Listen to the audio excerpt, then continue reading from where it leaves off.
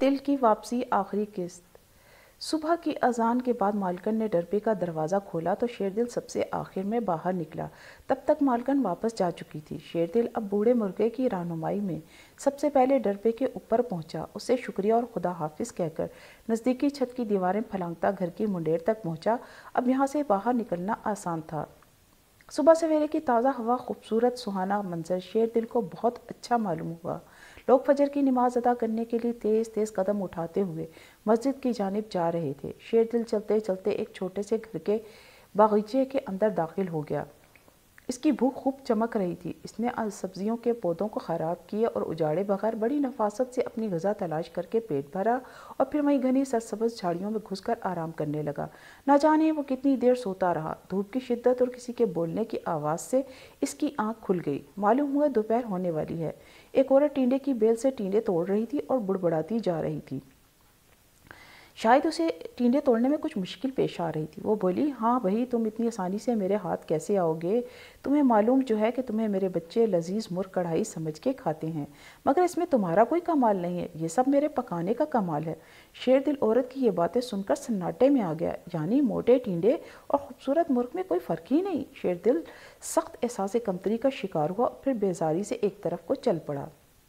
چلتے چلتے ایک بڑی کوٹری نما کمرے کے کھلے دروازے سے اندر نظر آنے والے منظر نے اس کے قدم روک لیے۔ اس نے چپکے سے جھانک کر اندر دیکھا۔ یہاں کوئی انسان یا آدمی موجود نہیں تھا، مگر ایک بیل جس کی دونوں آنکھوں پر کالی پٹی بندھی تھی، رسی سے بندھا ایک دائرے کی صورت میں مسلسل چکر کاٹ رہا تھا اور اس کی رسی سے بندھا دوسرا حصہ کسی دیسی چکی نما مشین کو گھما رہا تھا۔ کمرے کے کونے میں کچھ بند اور کچھ کھلے کنستر بھی موجود تھے جس میں شاید تیل موجود تھا۔ شیردل کچھ سمجھ نہ پایا اور بیل سے مخاطب ہوا، بھائی تم مسلسل ایک دائرے میں چکر کیوں کاٹ رہے ہو اور یہ تمہاری آنکھوں پر پٹی کس ظالم نے باندھی ہے؟ بیل نے جواب دیا، مرغ بھائی، دراصل میں کوہ کا بیل ہوں اور میرے جسم سے بندھی رسی سے یہ چکی گھوم رہی ہے جس میں سرسوں کے بیج ہیں اور اس کا تیل نکل رہا ہے، اور میں جانتا ہوں میرے مالک نے میری آنکھوں پر پٹی اس لیے باندھی ہے تاکہ مجھے معلوم نہ ہو کہ میں کتنی دیر سے دائرے میں چکر کاٹ رہا ہوں۔ میں تو بس چل رہا ہوں، اگر مجھے نظر آ جائے کہ میں گول گول گھوم رہا ہوں تو فوراً ہی چکرا کر گر پڑوں اور یہ تیل کا کارخانہ بند ہو جائے۔ اتنے میں ایک سامان لادنے والی کھلی چھت کی گاڑی کارخانے کے دروازے پر رکی اور دو آدمی اندر داخل ہوئے۔ شیردل فوراً ایک بڑے نیلے کنستر کے پیچھے چھپ گیا۔ دونوں آدمیوں نے بند کنستر اٹھا کر گاڑی کے پچھلے حصے میں رکھنا شروع کر دیے۔ اچھے لباس والا شخص اس کارخانے کا مالک معلوم ہوتا تھا۔ وہ کنستر گاڑی میں رکھواتے ہوئے اپنے ساتھی سے مخاطب ہوا، جلدی کرو، شام سے پہلے پہلے تمہیں پھول پور پہنچنا ہے اور وہاں کی دکانوں میں یہ تیل پہنچانا ہے۔ پھول پور کا نام سنتے ہی شیردل بے چین ہو گیا۔ اس نے اسی وقت فیصلہ کر لیا کہ وہ کسی بھی طرح اپنے عزیز ننھے دوستوں کے پاس واپس جائے گا، چاہے وہاں جا کر اس کی جان ہی کیوں نہ چلی جائے۔ چنانچہ جب دونوں آدمی تیل سے بھرے ہوئے کنستر اٹھا کر گاڑی میں رکھنے میں مصروف تھے، شیردل موقع پا کر گاڑی میں پیچھے چھپ کر بیٹھ گیا اور گاڑی چلنے کا انتظار کرنے لگا۔ کچھ ہی دیر میں گاڑی چل پڑی۔ اب شیردل اپنے دوستوں سے ملنے کی خوشی میں بے تاب تھا۔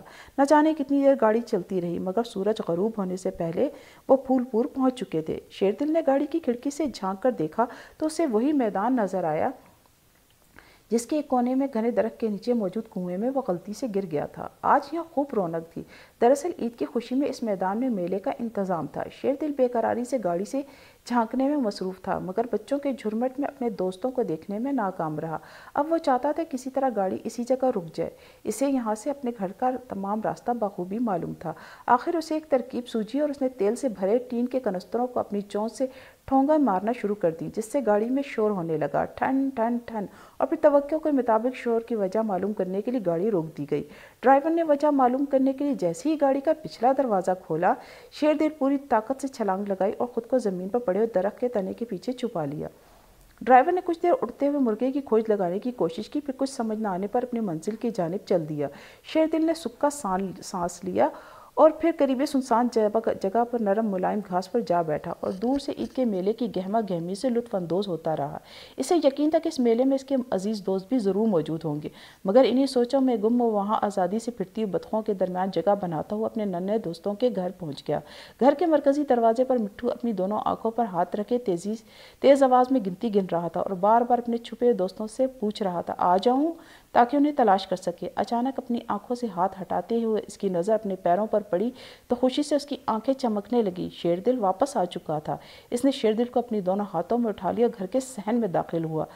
آشی عینی جیسے ہی مٹھو کے ہاتھ میں اپنا چہیتا مرغا دیکھا تو بےتابی سے بولے، امی امی ابو آئیے دیکھیے کون آیا ہے۔ امی ابو بھی جانتے تھے کہ تینوں بچے عید کی خوشیوں سے بھرپور انداز میں لطف اندوز نہ ہو سکے تھے اور اپنے عزیز دوست کے نہ ہونے کی وجہ سے عید میلے میں بھی شریک نہ ہوئے تھے، لیکن آج بچوں کی عید کے خوشی سے دمکتے چہرے دیکھ کر انہوں نے بھی اطمینان کی سانس لی۔ شیر دل کی واپسی ان کے لیے خوشیوں کا پیغام لائی تھی۔ تو ساتھیوں، یقیناً آپ کو یہ خوبصورت کہانی پسند آئی ہوگی، شیر دل کی واپسی۔